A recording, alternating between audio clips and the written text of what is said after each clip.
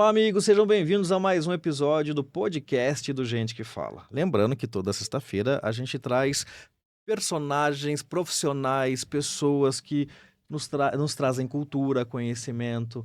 E hoje o nosso convidado ele tem uma vasta aqui, ó, ações de trabalho, currículo, ou seja, é um rapaz que gosta de estudar, que gosta de ensinar e que gosta de ajudar. Isso mesmo, André Molinari. Seja bem-vindo, André. Tudo Exatamente. bem? Gratidão, Ricardo, pelo convite, gratidão pela oportunidade de falar de novo para o mundo, né? Porque se Deus nos deu uma boca e uma voz é para a gente usar, mas de forma consciente, tá, gente? Por favor. A favor, né? Porque A favor. pertinente a tua fala. Infelizmente, muitas vozes aí que estão no meio, internet em especial, né? A gente está vendo uma série de questões e denúncias e afins, né? Uso pro mal a voz, né?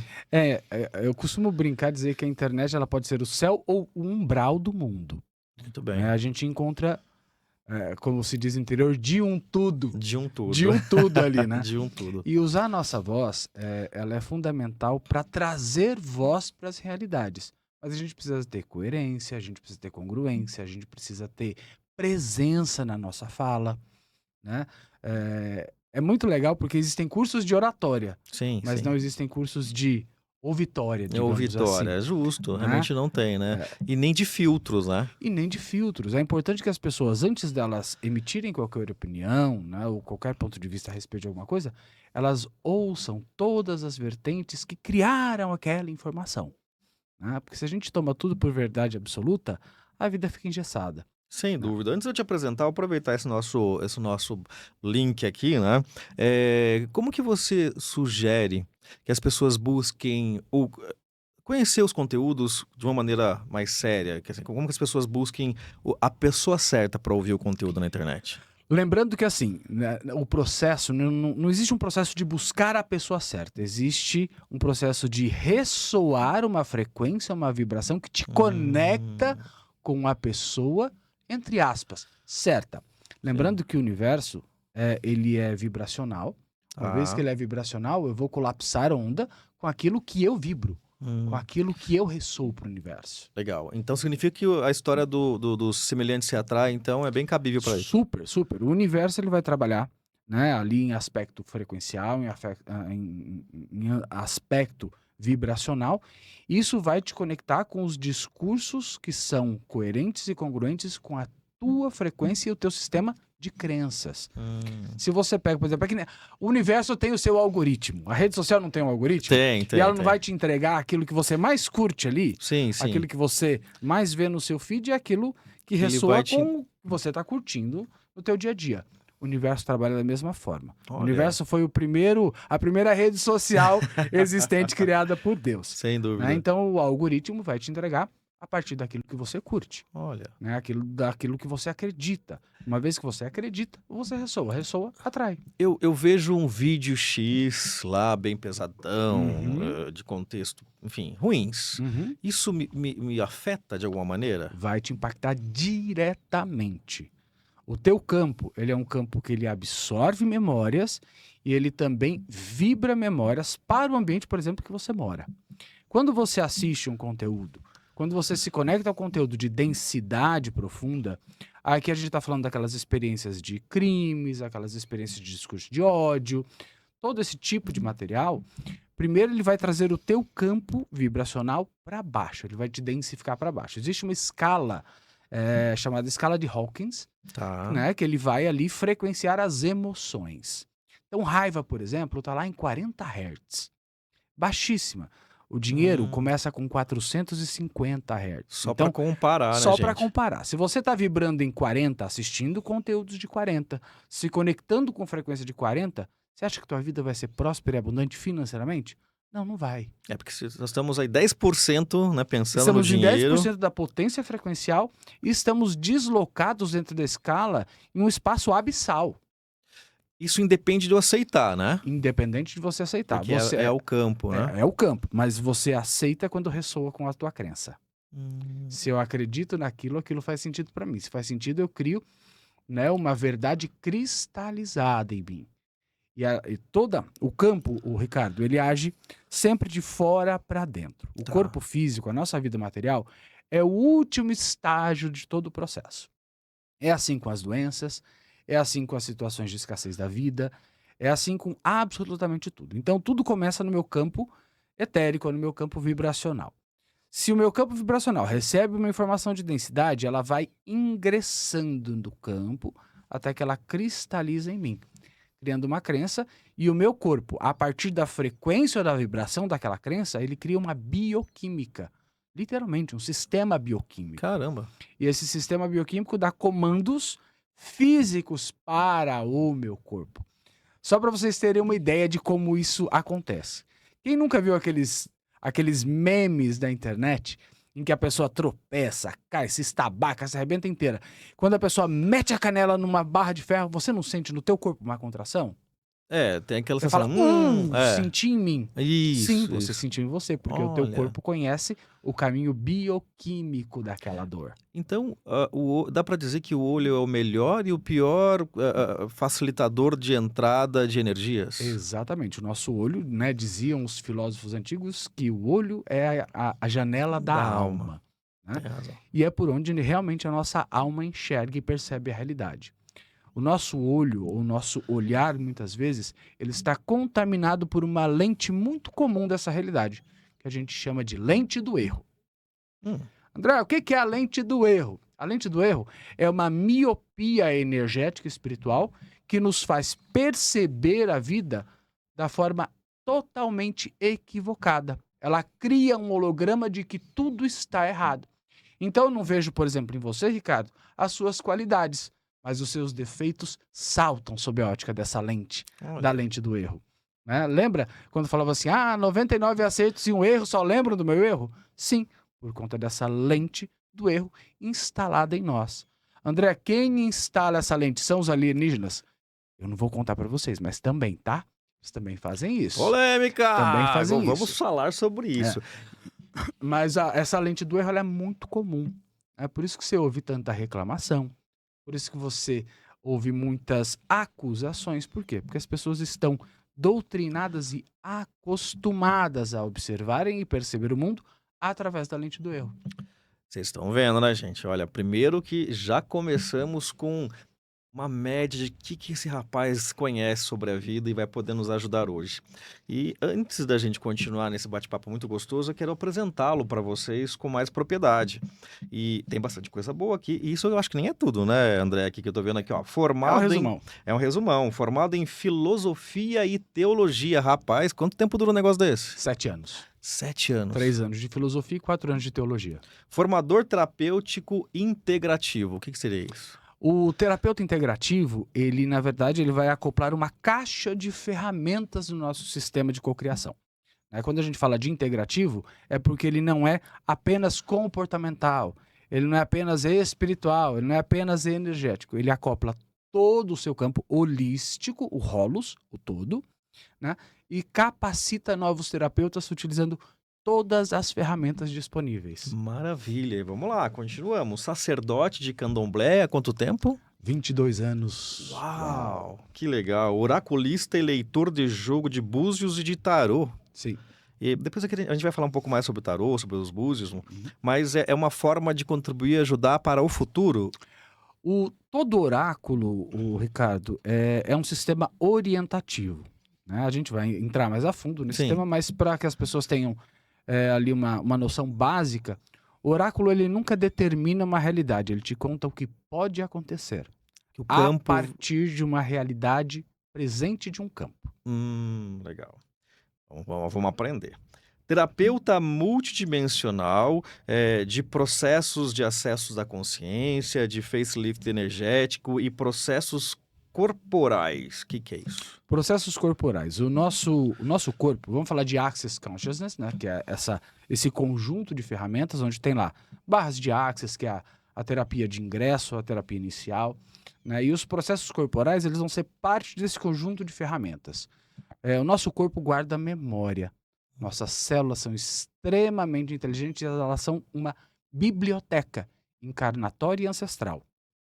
Tudo que seu pai sentiu está na sua célula. Tudo que seu avô sentiu está na sua célula. Tudo que seu tataravô sentiu está na sua célula. Quando você provoca o corpo, através de processos corporais de toque, de movimentações do corpo, essas memórias são liberadas. Olha, e são eliminadas alguma São delas? eliminadas. Legal. A maioria delas. Não, eu digo isso porque às vezes, né, é um pai que foi ausente pro Uhum. filho, um avô que cometeu determinado erro, enfim, pegando qualquer exemplo qualquer. Mas a gente vai aprender. Mestre de Reiki, cura tântrica e dos sistemas pleiadianos e arcturianos de cura. Rapaz, quanto nome bonito. Conta aí. Exatamente. Vamos lá. O Tantra, ele entra na minha vida em um momento muito interessante, né, onde eu já passava pelos processos corporais de Axis, e o Tantra sendo o processo corporal mais antigo. Né? Lembrando que Tantra não tem nada a ver com cópula. Sim. Tantra tem a ver com energia sexual, que é uma energia que o nosso corpo produz normalmente, né? Despertada e armazenada ali no chakra básico. Então, quando a gente fala de Tantra, a gente fala de cura tântrica, porque boa parte dos nossos bloqueios, não só da sexualidade, mas para a vida, elas têm origem e raiz no nosso chakra básico, onde você utiliza a energia tântrica para essa movimentação, esse deslocamento energético. E são sessões. São sessões. Vamos lá. Sacerdote da chama violeta, alto mago e dos anjos da alta magia. Fundador do Caminho Sagrado Terapias. E criador do podcast Caminho Sagrado Cast. Exatamente. Que está no ar, foi Tá temporada. no ar, tá em todas as plataformas, todos os streamings de áudio, né? É um podcast old school ou vintage, como é mais bonitinho. É bonitinho falar vintage, né? Né? Ele é um podcast de áudio, majoritariamente. Há alguns episódios que são videocast, mas a maioria realmente é podcast, com movimentos de cura extremamente intensos e seguros. E isso é muito importante a gente dizer para vocês. Por quê? Novamente a gente volta lá para as redes sociais. Há muitos movimentos de cura irresponsáveis por aí. Por que irresponsáveis, André? Porque eles liberam e fomentam energias que muitas vezes as pessoas não estão preparadas para lidar com elas.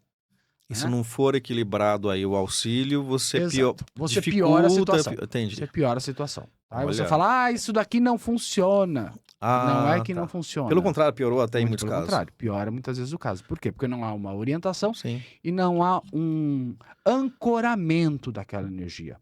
Por isso existem os terapeutas, por isso existem os pais de santo, porque são pessoas que estão com seu campo energético, vibracional e consciencial extremamente preparados para lidar com qualquer intercorrência que possa acontecer. Né? Não é que o terapeuta quer ganhar dinheiro, o pai de santo quer ganhar dinheiro. Vai por mim, ele investiu muito dinheiro para chegar na musculatura energética dele. E para te fazer um atendimento competente, vamos Sim, dizer sim, dessa sim, sim. forma, né? Mas antes da gente conhecer aí o André com todas as atividades que já deu para perceber a qualidade que você se envolve, que você estuda, que você se dedica.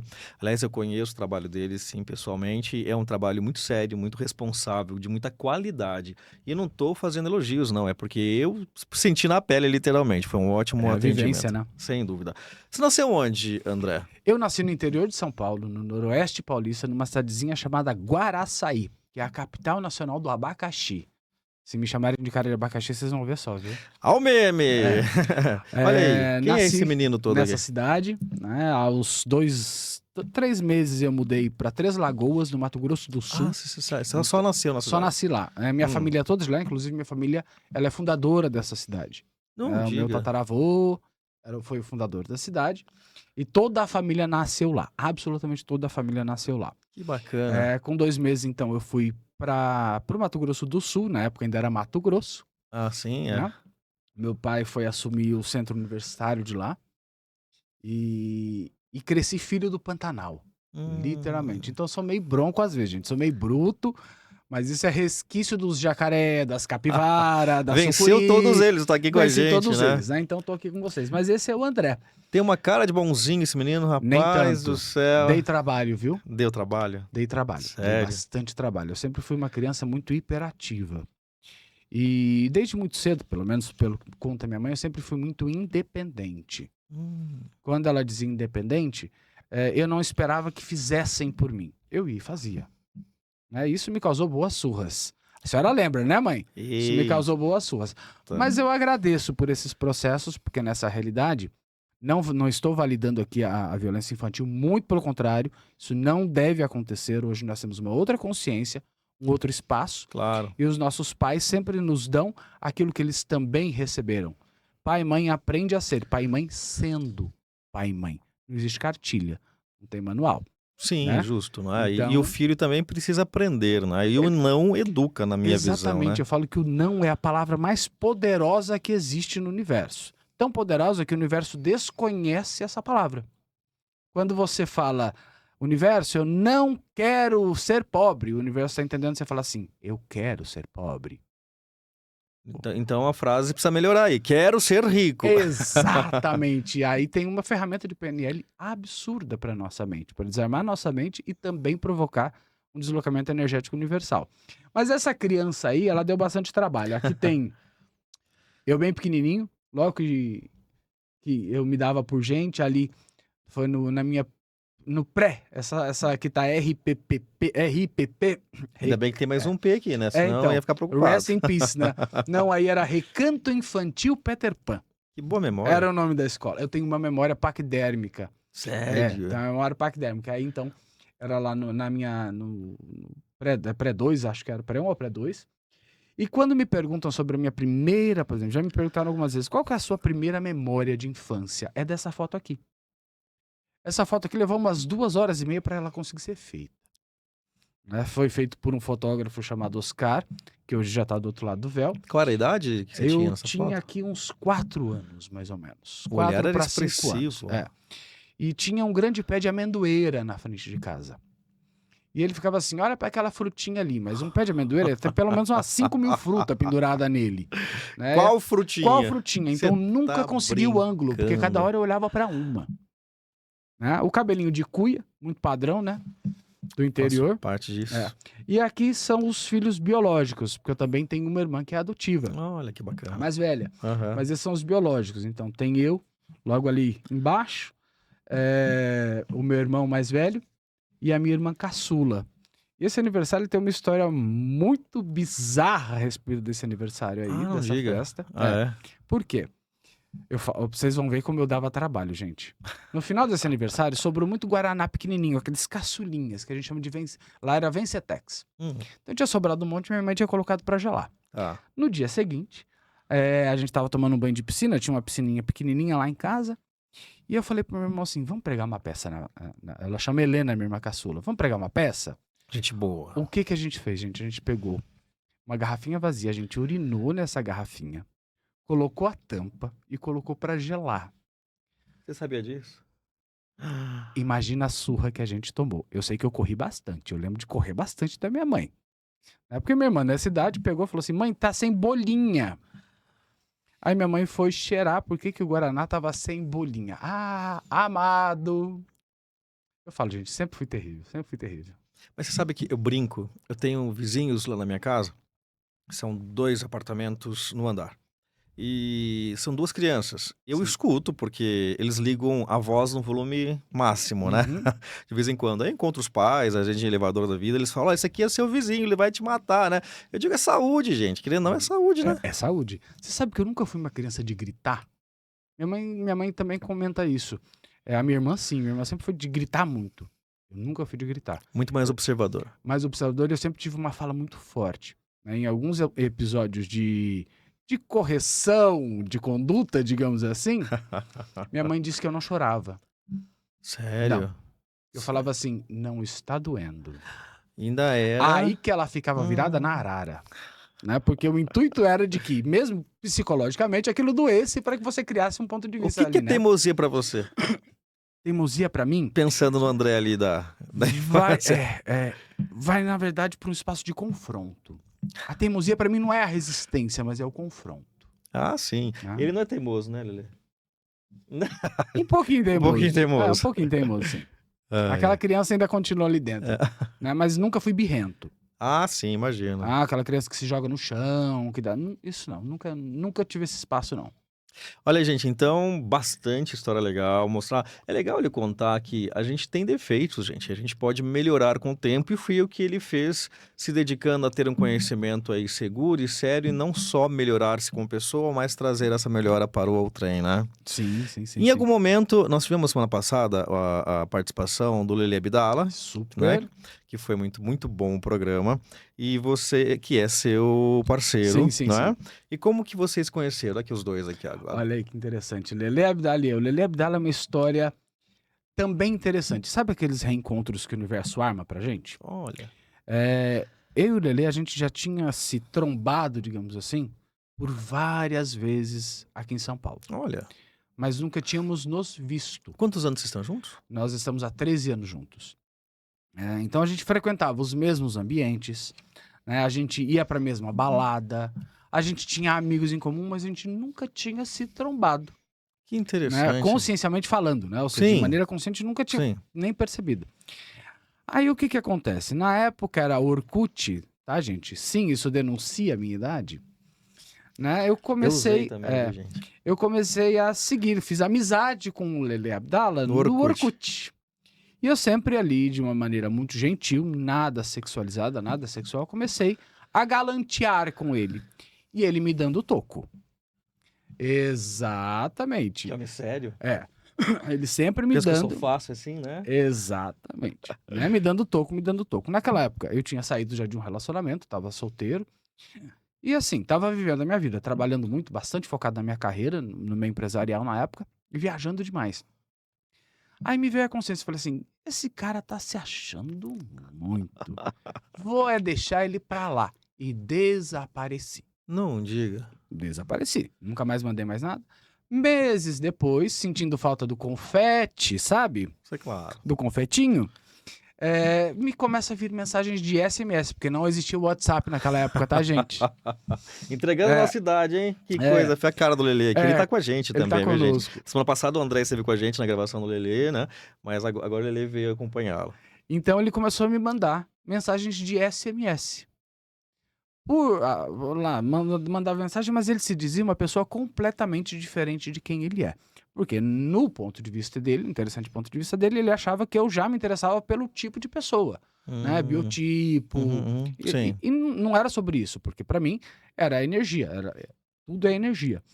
Aí ele dizendo que ele era muito mais velho, que ele era uma pessoa inclinada para uma assexualidade, né? Que tinha 45 ou 50 anos, uma coisa assim. Na época eu tinha 32, 33. E que ele trabalhava no ramo de enfermagem. Ou seja, construiu um persona que nunca existiu.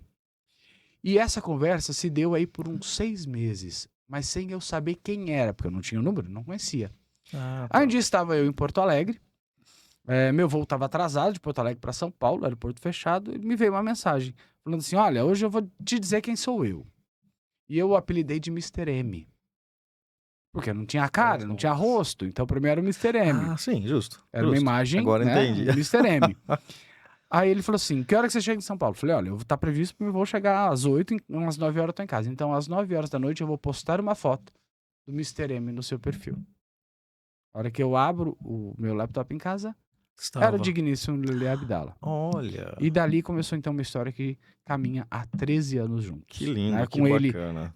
eu cresci muito, amadureci muito, visitei muitas questões internas que eu escondia de mim mesmo. Né? O Lele foi um grande provocador de consciência na minha vida. Que bacana. Eu até então tinha uma mente quadrada, hermética, corporativa.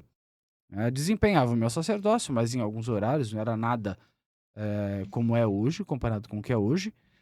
E ele me levou para esse espaço, né, de me abrir mais para as energias, de entender de que tudo é construído através delas e a partir das energias. Né? Então, o Lele é uma grande contribuição na minha vida. Que legal, parabéns, né? Fico muito feliz de conhecer essa história, muito bonita, né? Porque tinha que acontecer, né? Um fugiu do outro, não é? E no final, parabéns, muito feliz por vocês mesmo. Você comentou que o Lele te ajudou nessa questão espiritual, energética, não é? Você atua há mais de 20 anos como sacerdote Sim. de candomblé. Então, eu queria que você explicasse, pessoal de casa, o que é ser um sacerdote de candomblé, não é? Para que as pessoas entendam a atividade que é exercida. E emendar até uma outra pergunta. Os abençoados preconceitos em relação a esse segmento filosófico religioso e as similares. Tá. Bom, meus amores, sentem que aí vem história para vocês. Vamos lá. Eu desempenho então essa função de sacerdote. E como se constrói uma vida sacerdotal? Né? O candomblé ele é uma religião ancestral, de matriz africana, ou seja, o candomblé ele é criado aqui no Brasil. O candomblé não é uma religião africana. Na África existe o culto ao orixá, que é chamado de Ixexelabá. Culto ancestral ao orixá. Tá. Aqui no Brasil foi construído aí há 3 séculos, mais ou menos, o candomblé. E o candomblé ele é uma junção de várias etnias e de vários cultos ancestrais africanos, compondo aí essa colcha de retalho que nós chamamos de candomblé. Por ela ser iniciática, a pessoa se torna sacerdote a partir do momento o quê? Que ela é iniciada para um orixá. Esse orixá é apontado através do jogo de búzios. Não existe outra forma que não seja o jogo ou um oráculo ancestral africano para determinar ou para vasculhar o campo ancestral e entender, né, esse orixá, essa ligação com o orixá. Então ela é iniciada para aquele orixá e na sua iniciação é percebido através de uma técnica chamada de Odulabori se ela tem a missão espiritual sacerdotal ou não. Então eu quero ser. Não é assim que não funciona. É sobre querer, é sobre trazer uma herança ancestral para o sacerdócio. Entendi. E durante 7 anos, então, aquela pessoa é preparada pelos mais velhos, né? Por isso eu falo da robustez do campo, do preparo energético e espiritual do sacerdote para lidar com todas as energias que podem se despertar a partir de uma mecânica ou de um deslocamento energético. E o preconceito, André? O preconceito, Ricardo, ele nasce mais de um ambiente sociológico e antropológico do que religioso. É importante que a gente entenda aqui que o candomblé ele não sofre perseguição por ser uma religião espiritualista ou ancestralista. O candomblé ele sofre uma perseguição por ter a sua origem no continente africano. É por isso que nasce o preconceito, e a própria palavra preconceito já diz que é algo que eu formulei sem conhecer. Um conceito que eu criei sem... É um conceito que eu criei sem vivência, sem conhecimento. Então aqui a perseguição às religiões de matriz africana, ao candomblé, à umbanda, elas se dão mais por um contexto sociológico. Né? Aí a gente vai falar de racismo estrutural, a gente vai falar, né, de mecanismos de dominação, mecanismos de sobrepujar uma outra cultura. Então, o preconceito ele nasce exatamente daí. Aí vão falar, mas o candomblé sempre foi tido como do mal. Por quê? Porque há emolações, há sacrifícios de animais para os deuses africanos. Os judeus também fazem isso. Os muçulmanos também fazem isso. Os cristãos também fazem isso. A diferença é que são todos caucasianos. Né? A galinha do judeu, tá tudo bem. A galinha do muçulmano, a ovelha do muçulmano, tá tudo bem. Aí a galinha do pai de santo, que é do mal, vamos refletir a respeito disso, meus amores? Não se alinhe com o preconceito. Perfeito. Conheça. Hoje nós temos literatura o suficiente para isso. Rede social tá aí para isso. Né? Para abrir portas do conhecimento. Pai de santo, você está citando esse nome, né? Esse título. Sim. É o nome dado ao sacerdote do candomblé? Na verdade, é uma forma de se remeter. O nome, na verdade, do zelador de orixá, o zelador do culto, é Babalorixá. Aí você vai lá para a tradução da palavra, babá significa pai. Mas não necessariamente pai. Ele pode ser o tutor, né? Ele pode ser aquele é o conceito, né, aquele que do zela. pai. É o conceito do pai, né? O babá. Como Iá. Iá significa mãe. A sacerdotisa de candomblé, ela é Ialorixá. Né? Ou seja, a Iá do orixá. Né? Do e essas ancestral. palavras, elas são... Iorubás. Iorubás vem de que região? Iorubá vem de uma região ali da Nigéria. Tá. O candomblé brasileiro ele foi estruturado através da junção de várias etnias. Tá? A maior parte veio da Nigéria, veio do Congo, parte veio de Marrocos, parte do Benin, né, Gabão. Então, toda a África. O que mais te procuram, André, nessas consultas? O que mais me procuram é caminhos financeiros, principalmente. Tá? pouco caminho sentimental. É muito, muito difícil porque eu não vibro isso, na verdade. Eu não escolho lidar com esse tipo de situação. Eu lido com ela com maestria, óbvio, né? Sou preparado para isso, mas eu acho que tudo é um reflexo de um processo de cocriação. O meu, por exemplo, vamos pensar na energia do dinheiro aqui. É uma energia espiritual. O dinheiro é uma energia espiritual, ele é uma frequência. Sim. Só que é uma frequência que regula a existência dessa realidade. Né? A gente costuma dizer que, como que era aquele ditado italiano?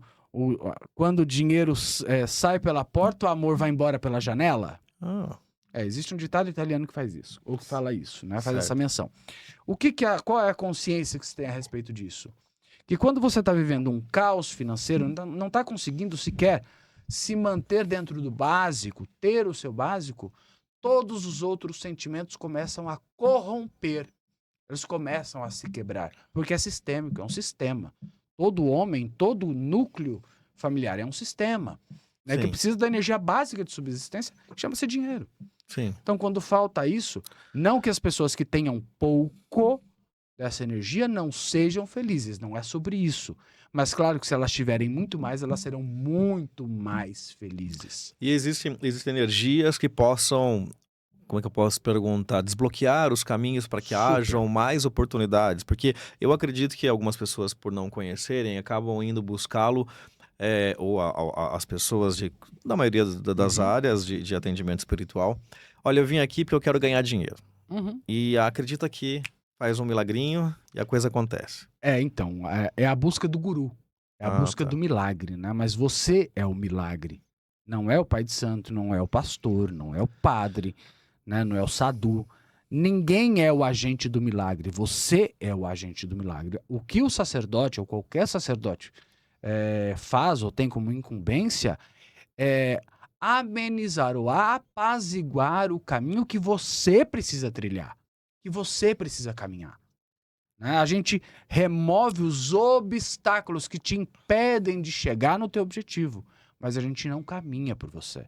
A gente não dá o passo por você e a gente não escolhe por você. O processo evolutivo é de cada um, né? Se você der o passo pela pessoa, você que evoluiu, não foi ela, é isso? Exatamente, ela continua no mesmo lugar. Olha, né? Aquela máxima do dar o peixe e não ensinar a pescar.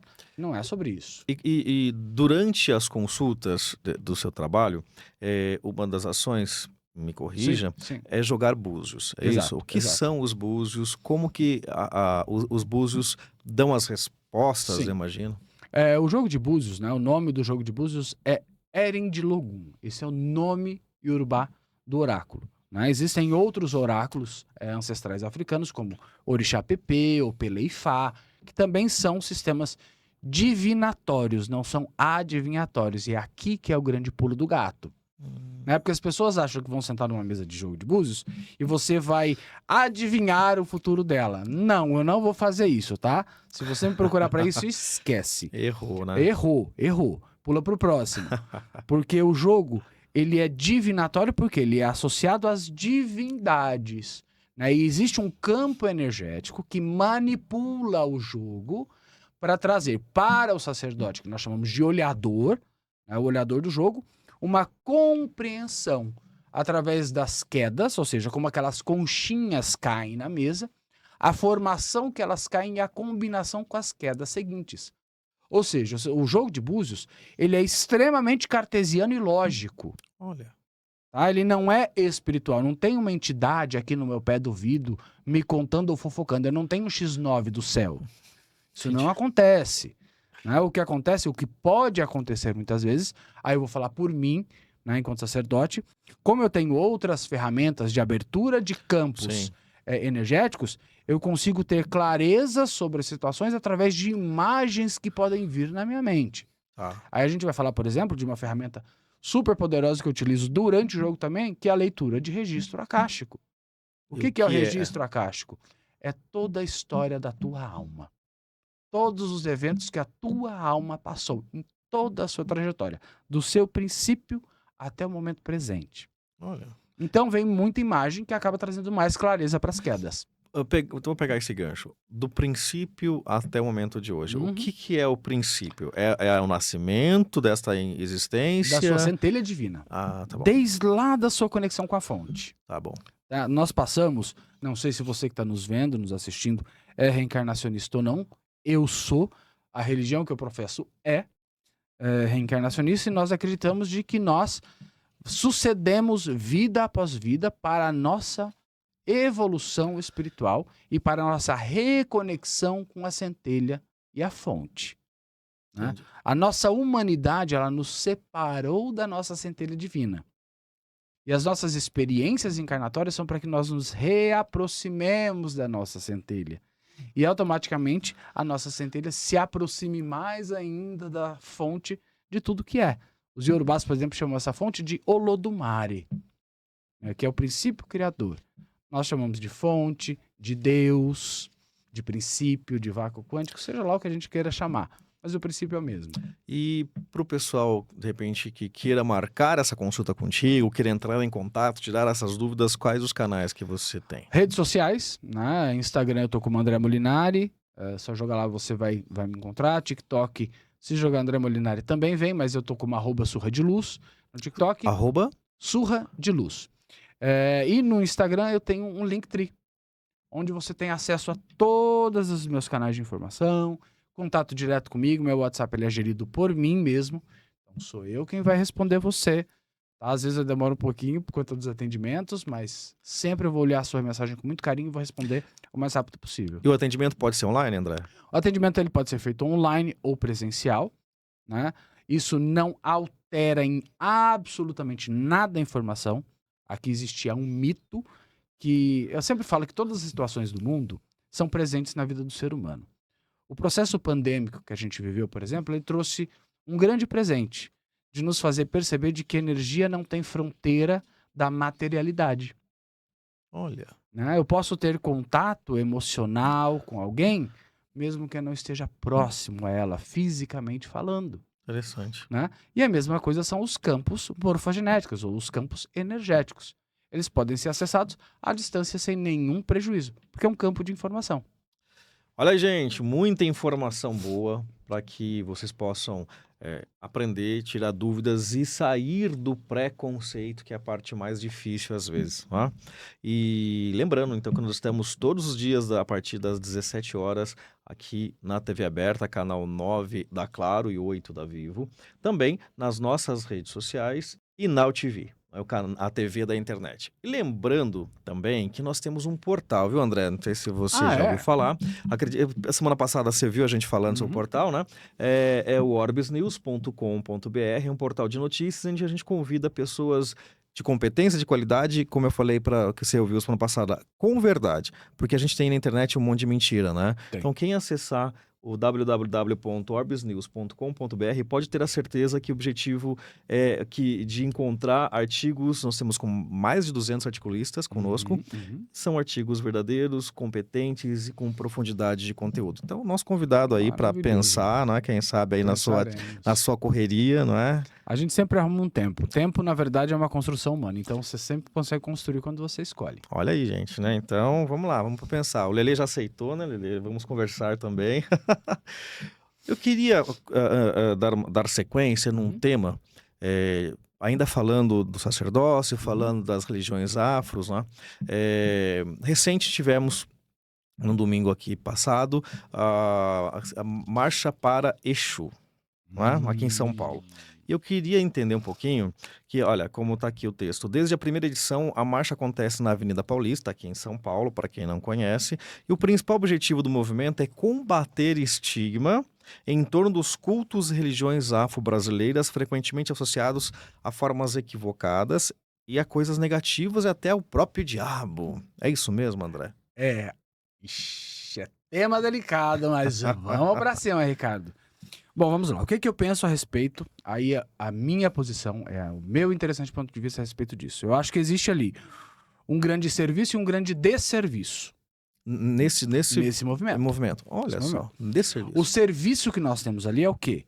É trazer voz e visibilidade para uma religião que foi tão estigmatizada e tão jogada para a periferia da fé. Eu chamo isso de periferia da fé. Fica às margens dos sistemas tradicionais religiosos, né? Sendo que carrega uma história ancestral e é, querendo ou não, escolha você acreditar ou não, o sistema religioso mais antigo do mundo. Nasce dos sumérios, inclusive. Ó. As divindades têm associação direta com os sumérios. Mas vamos lá, então, falar sobre a marcha para Exu. Onde que está o desserviço? Quando nós vemos personagens na marcha reforçando a imagem demoníaca e diabólica do orixá Exu. Aliás, legal primeiro explicar, né? Exu É. é um orixá. Exu é um orixá. E orixá é? Orixá é um ancestral, Tá. tá? Segundo a teologia e a cosmogonia iorubá, todos os deuses foram criados a partir de Olodumare, o Deus Supremo, a fonte, aquele princípio. E Exu foi o primeiro orixá criado. Tá? Ele foi o primeiro a ser parido por Olodumare. E ficou a cargo de Exu trazer o movimento da vida para todos os demais. Então, Exu, primeiro ele tem a primazia sobre todas as coisas. Né? Quando os planetas foram criados por Olodumare, ele sempre enviava Exu na frente, para ver se era seguro para que ele fizesse a criação dos demais elementos. Por isso que dizem que Exu é caminho, é isso? Exu é caminho exatamente por isso. Por essa questão de que ele sempre vai à frente para trazer segurança para os deuses, para que eles possam se aportar e então efetivar ali o seu poder de criação, né? O seu poder cosmogônico. Então Exu ele é associado a esse movimento e Exu leva um dos títulos do orixá Exu é Ojinxé. Ojinxé significa mensageiro, aquele que porta a palavra do divino. Então, por exemplo, no jogo de Búzios, o orixá que se pronuncia não é Ogum, não é Inhansã, não é Xangô, não é Oxalá, não são esses orixás que se pronunciam no jogo. É Exu quem fala. E Exu traz a mensagem. Oxalá manda dizer isso. Ogum manda dizer isso. Inhansã manda dizer aquilo. Mas o comunicador com o sacerdote sempre é Exu. Sobre a marcha de Exu, né, eu tenho um olhar bem crítico sobre os movimentos, tá? Não é porque são dos meus que eu vou passar o pano também, não. Não sou de passar pano para ninguém. Tem que ser justo, né? né? A gente tem que ser justo, a gente tem que ser coerente. Né? Quando você vê uma figura se transvestida de um ser diabólico, com chifres, com presas na boca, carregando um bode preto na Avenida Paulista, você está reforçando o estereótipo judaico-cristão de que Exu é o diabo. Uhum. E Exu não é isso. Muito pelo contrário. Quem faz isso não sabe? Porque não tá indo lá para fazer uma atividade justa, até correta, né? Não, então. É o nível de desinformação. Ou pior ainda, é o alinhamento e a associação com o senso comum arquetípico que foi construído para Exu. Por que Exu carrega, entre aspas, um tridente? Vamos pensar assim.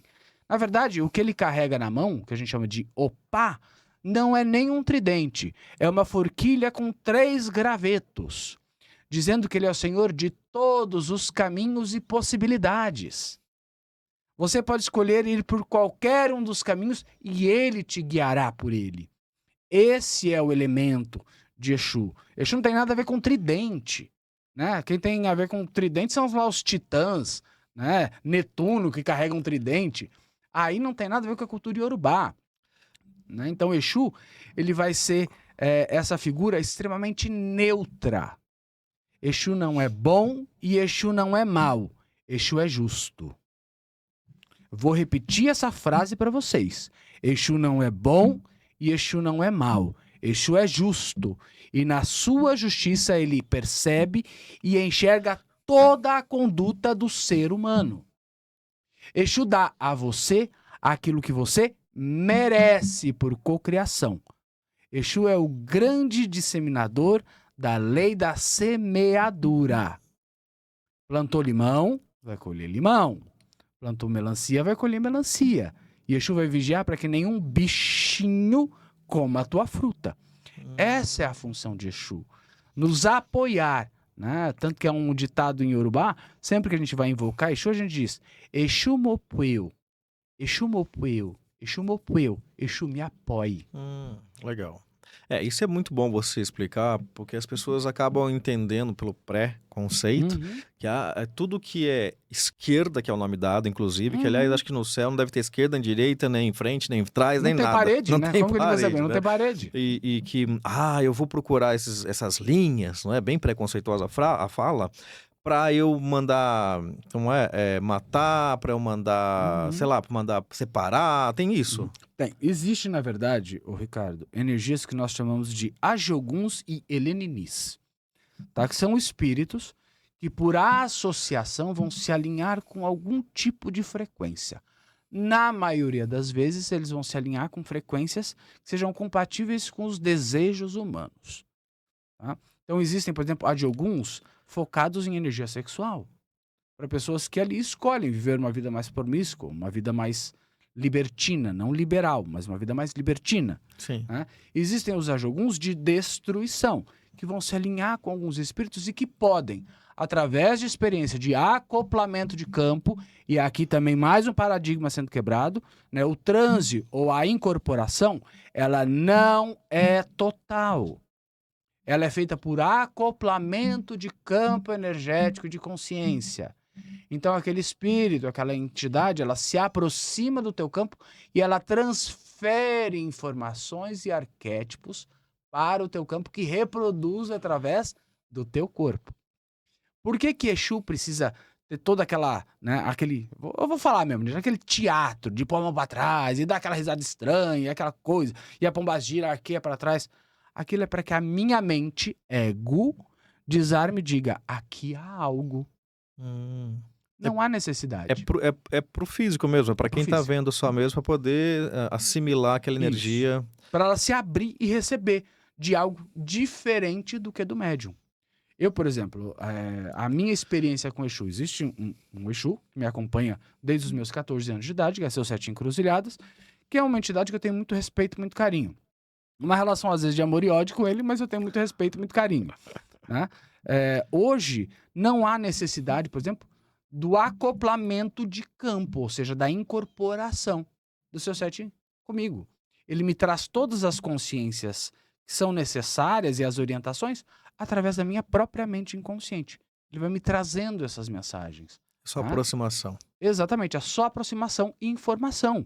Eu digo que hoje ele saiu da conexão a cabo e agora ele está no Wi-Fi. Tá Ele moderno. tá moderno, ele tá no Wi-Fi, né?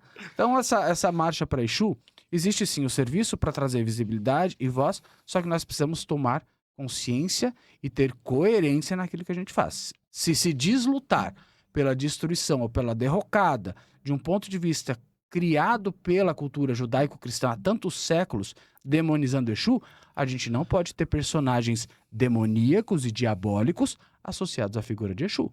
A gente precisa trazer a energia, ou é interessante que se traga a energia original desse orixá e dessa entidade chamada de Exu, que é o quê? Da felicidade, da alegria, do movimento, da festa. Exu gosta de dar gargalhada, tanto do acerto quanto do erro, porque Exu, ele é Babalaió, é o pai da felicidade. Olha, que bacana. Dos seus atendimentos, né, você tem algumas terapias que você atende, não é? Queria que você até fizesse um relato de cada delas muito rapidamente, porque são várias, não é? Sim. E depois disso, qual paciente mais assustador aí que você teve? Desafiador? Acho que é a palavra mais bonita. Mais desafiador, vamos lá. Eu atendo, por exemplo, com barras de Access, né? Que é a terapia de entrada de Access Consciousness, que vai tratar justamente esses pontos de vista cristalizados que a nossa mente carrega e às vezes até quimicamente falando repetitivas no nosso sistema, Uhum. tá? São 32 pontos ali que são tocados na cabeça, o terapeuta toca em 32 pontos, onde essas memórias ou esses sistemas estão enraizados e cristalizados. Conforme você provoca, lembrando que todas as nossas extremidades, pé, mão, nariz, orelha, são grandes dissipadores de energia, né? Por isso que a maioria das terapias vai lidar com imposição de mãos. A gente vai falar de reiki, a gente vai falar de jorei, né? A gente vai falar de massagem, de massoterapia, que também é um processo curativo, né? A gente vai falar de tantra, a gente vai falar de Access, de tantas outras ferramentas. Então, Access é uma das terapias de entrada. Reiki também é uma terapia que eu me utilizo muito. Todas as terças, Lele Abdala, eu e Gemauro Santos, nós temos o grupo de doação de energia reiki para mais de quase 3.000 pessoas. Recebem todas as terças. Isso é online? Isso como Isso é é? feito à distância, né? O reiki ele tem essa habilidade, essa possibilidade de ser enviado à distância, desde que a pessoa tenha estado de presença e nos dê uma autorização energética no momento do envio. Nenhuma energia ingressa no campo sem a nossa autorização. Claro. Inclusive, macumba só pega em você porque você deixou entrar, tá? Vou contar essa pra Senão- você, senão ela não entra, ela bate no campo e volta. Então, Como que deixa eu entrar? frequência baixa. Tá. Nosso campo frequencial, Ricardo, ele é extremamente volátil e volúvel. Tá? Durante as 24 horas do dia, eu vou ter momentos de alegria, vou ter momentos de raiva, vou ter momentos de indignação, vou ter momentos de felicidade extrema, né? De gratidão. Eu vou transitar em todas as sensações, todas as emoções que são possíveis de se conectar no corpo humano. Quando eu tenho uma conexão com uma frequência mais baixa, a raiva, por exemplo, eu abro a possibilidade, é como se eu abrisse um rasgo no meu campo. E essas energias, feitiço, praga, seja lá qual energia for, mais densa, ela fica nos circundando como um cachorro procurando uma porta de entrada. Entendi. Eu dei a oportunidade, ela ingressa como um parasita. Só que ela entra de maneira silenciosa. E ela vai fincando as suas raízes pouco a pouco. Aí você vai percebendo que antes você reclamava uma vez por dia. Daqui um dia você está reclamando 3 vezes ao dia. Quando você vê, você está reclamando 24 horas por dia. Você ancorou o seu sistema com a frequência do feitiço. Aí a vida começa a dar errado, a culpa é do feitiço? Não, a sua vibração que o levou, né? E para sair disso, existem esses caminhos todos Exato. que podem... O jogo de búzios vai nos... Por exemplo, o jogo de búzios é uma porta de informação. Ela vai me contar, enquanto sacerdote, quais são as frequências que estão internas naquele campo e como trabalhar essas frequências. Porque há oráculos ou há ferramentas, Ricardo, que elas trazem a informação, mas aí você faz assim, tá, E o aí? que eu faço com a informação? E agora? E agora? O que eu faço com ela? Né? O jogo, ele tem essa mecânica mais completa. Né? Ele te diz o que é, o que pode criar, preste atenção dessa palavra, o que pode criar, por quê? O campo do destino é criado a partir de cada escolha que eu faço agora. Se eu escolho o caminho A, eu crio o destino A. Se eu escolho o caminho B, Sim. eu crio o destino B. Né? E ele me traz as mecânicas ou os apontamentos, né, para mudança ou desfrequenciamento daquela energia. Né? É como se fosse uma limpeza, uma cirurgia espiritual. Mas de nada adianta o sacerdote fazer toda a mecânica se você não olha para o foco daquilo. O que Famoso criou. livre-arbítrio. Exato, a tua escolha. Uhum. Né? Até as nossas escolhas de caca, meus amores, elas são presentes de consciência, porque elas nos mostram o que não fazer, o que não dizer, o que não pensar, o que não vibrar. O que não, da segunda pergunta, né? Qual foi o atendimento mais desafiador? O que não adianta pedir porque não vai resolver? O que adianta pedir que não vai resolver? Coisas negativas. O pessoal vai falar assim, eu quero que faça isso, eu quero que faça aquilo. Primeiro, repetindo o que você já disse agora, né? Você não faz nada, você abre caminhos, mostra os caminhos, Se abre né? caminho. Existem magias, Ricardo, sendo bem transparente, existem magias, sim, que podem fazer muito mal ao ser humano. Mas a pergunta que eu sempre faço é, você estaria disposto a lidar com o resultado? Por que eu digo lidar com o resultado? Energia é bumerangue. Ela sempre volta para a origem. Ela vai, executa o seu trabalho e ela vem te trazer a notícia do que ela fez. Ou seja, ela sempre volta para a origem. Ao voltar para a origem, o seu campo está selado o suficiente para lidar com as consequências disso? Gente, não tem falcatrua no universo. Tudo que eu faço, eu pago sim. Por que a maioria dos sacerdotes e sacerdotisas tem vidas completamente destruídas e desequilibradas? Os sacerdotes. Os sacerdotes de candomblé. Tá? Eu falo da minha tropa, eu falo da minha trupe. Da tua Eu galera. falo da minha galerinha. Por que a vida é tão destruída? Relacionamentos extremamente desequilibrados. Vida financeira sempre no golpe, sempre dando golpe, golpe, golpe. Por que isso acontece? Né? Porque eles não pensam na consequência dos seus atos. Ele é corresponsável pelo atendimento. Sempre. Tá. Ele é o provocador da energia. O sacerdote, ele é o provocador da energia. Porém, a encomenda não é do sacerdote, mas sabe aquela história jurídica do réu e do seu corréu? O Sim. sacerdote aqui é o corréu de um processo. Olha aí. Tá? E ele também vai ser responsabilizado por isso. Então, o que o André escolhe para a caminhada ou para a vivência sacerdotal dele? Eu sempre vou buscar provocar a prosperidade, o equilíbrio, né, a presença, a consciência. Por quê? Porque é isso que eu escolho para minha vida. Né? Quando você me pergunta sobre situações desafiadoras, né? Não faz muito tempo me apareceu um lindo ser infinito para jogar búzios comigo. E me veio com a história, mas eu já sou macaco velho. Tô calejado já, né? Meu vídeo já tá bem calejado. Mais de 20 anos ouvindo histórias, né? Porque ninguém me ama, todo mundo me odeia, meu vizinho me odeia, meu ex-chefe me odeia, tanto que ele fez eu ser exonerado do meu trabalho. E começou com toda a história, né? Tudo é o outro, né? Isso, tudo é o outro. E Exu só falando aqui, essa mulher tá de lorota. Seu 7 aqui no meu pé do ouvido. Eu falo assim, fica esperto, fica ligeiro. Não, porque eu não tenho dinheiro, como que eu vou fazer? Porque sim, meus amores, o candomblé é uma religião dispendiciosa, sim. Tá? Se feito da maneira certa, correta, responsável, sim, ela demanda recurso financeiro, tá? Que é caridade, não rotulando aqui, nem fazendo mesmo, que é caridade. E outra, é uma energia importante o dinheiro ali, Sim. né? Então é natural que ele participe, né? né? É a troca, né? Tudo que você... Em toda relação energética, se não há uma troca justa, alguém vai pagar o saldo. Tá.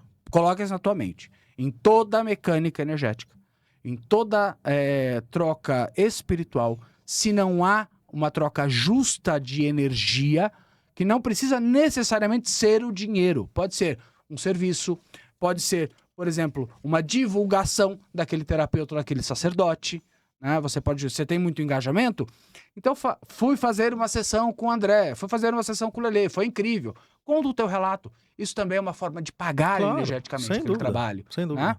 Então, a pessoa veio com toda essa historinha pro meu lado, e eu falei assim, fiquei ali. Ouviu. Só na permissão, ouvindo. Aí no final ela me lança assim, André, eu queria que você fizesse um feitiço ou pra destruir meu ex-chefe, ou pra matar a filha dele, porque aí ele fica caidão, né? Com a naturalidade. Com uma naturalidade, assim. Eu que imagino com a energia desprendida Não, mesmo, a energia né? de ódio que vibrava no campo era uma coisa fenomenal. A sorte que, assim, lá no Caminho Sagrado Terapias, onde eu atendo e o Lelê também atende, a gente sempre faz um preparo energético de campo. Sim. Antes de atender qualquer pessoa. Sim. Por quê? Eu não posso permitir de que o campo alheio contamine o meu campo ou o espaço. Até porque vem o próximo, Espaço de cura. Então eu preciso ter um ambiente espiritualmente estéreo. Uma vibração muito boa. Né? Estéreo. Então, o campo dela vibrava ódio o tempo inteiro. E eu já percebi na hora que ela chegou. Eu falei assim, amada, eu vou te pedir um grande favor. Levanta e vai embora. Simplesmente encerrou. Levanta e vai embora. Não, o senhor não está me entendendo. Eu falei, estou te entendendo. Sabe por quê? Palavras podem enganar. Energia não mente jamais. Energia. E eu já peguei a tua energia. Ela tinha me pagado com antecedência, ela tinha pagado em cheque. André, você descontou o cheque? Até hoje não. Olha, gente, é muita história. Eu tenho certeza, tem muito mais coisa, eu queria fazer um monte de perguntas, mas o tempo passa. Sim. Eu queria agradecer muito a participação, foi muito bom esse bate-papo e esclarecedor. Eu tenho certeza que os demais assuntos o pessoal pode te perguntar aí através das redes DMs, da sociais, vida, pode. enfim. André, muito obrigado pelas suas informações, mas acima de tudo, os esclarecimentos pra gente. Eu é que agradeço, Ricardo, agradeço a todos vocês que estão nos vendo, nos ouvindo, né, por essa possibilidade de provocar em vocês, no mínimo, a curiosidade de perceber o candomblé, as energias, o campo terapêutico de uma maneira diferente. Lembrem-se, se a tua vida não está funcionando por tantos anos, será que não está na hora de escolher um caminho diferente? Ou fazer uma escolha diferente para você, para tua vida? Não adianta rodar num carro que só está dando defeito. Sim. Joga no ferro velho, retira o que dá para retirar, né? E busca um carro novo. O universo está lá como uma concessionária. Oportunidade sempre vai ter. Sempre tem. E como o tempo, oportunidade somos nós quem criamos. Não espere que Deus, não espere que Orixá, Não espere que o pai de santo, o pastor, o padre, o terapeuta façam por você uma atribuição que é só sua. Olhar para você, mudar a sua vida, mudar a sua frequência e automaticamente criar uma realidade diferente. Eu é que agradeço. Perfeito. É isso aí, gente. Espero que vocês tenham gostado. Mais informações é só entrar nas redes sociais aí do André Molinari e tirar suas dúvidas. Aqui a gente retorna segunda-feira com mais um convidado super especial no podcast do Gente que Fala. Até lá.